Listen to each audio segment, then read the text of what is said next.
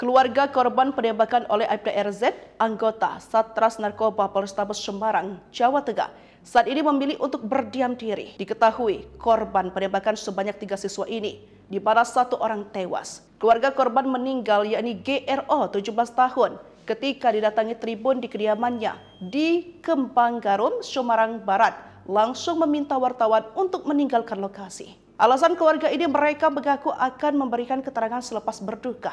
Selanjutnya, SA tinggal di Jerakah, Kecamatan Tugu bersama kedua orang tuanya.